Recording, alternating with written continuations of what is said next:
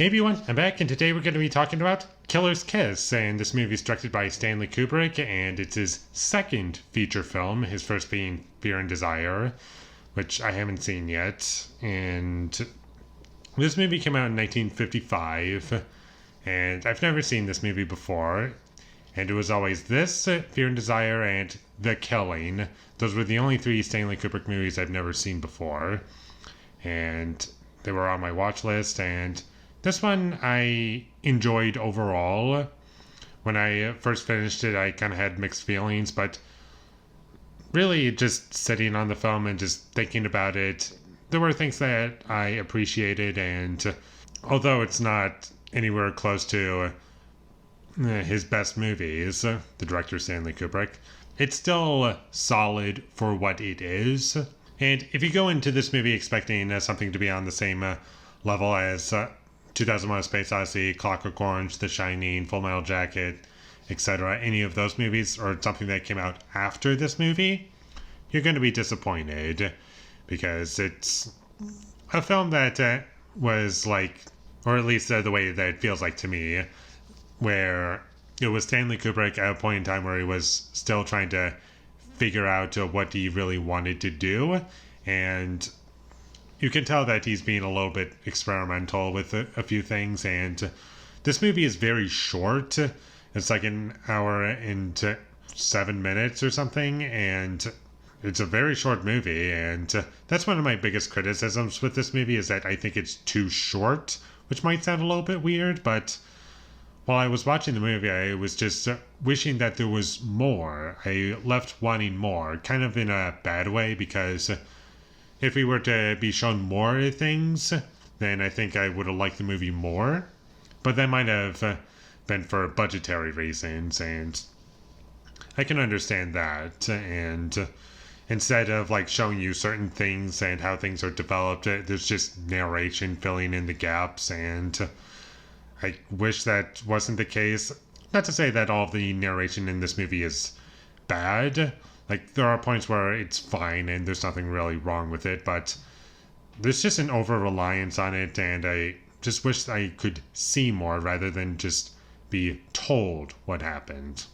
And overall, I would say this movie has a good story, and I enjoyed what it was setting up, and even if the payoff isn't like the very best thing ever, it works, and the music made it feel like it was a movie from the 50s, and it's well shot overall. You can tell that it's a Stanley Kubrick movie, and I liked the usage of the foregrounds and the backgrounds in certain shots, and I liked when it was taking place in apartments. It kind of reminded me a little bit of Rear Window, and I liked some of the characters, and some of the side characters I kind of liked, even if they're not like fleshed out to the point where you know like their whole backstory and whatnot. You get an understanding of what their place is in the story, and this movie takes place in New York, and you get a good sense of the setting in this film.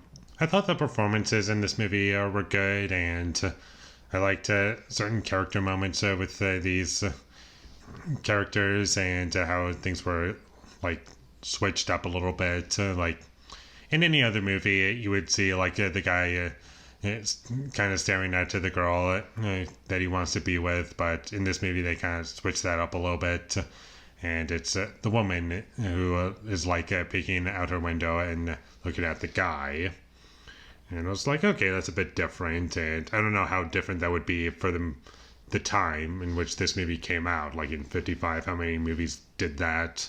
It felt a little bit different from what I'm used to.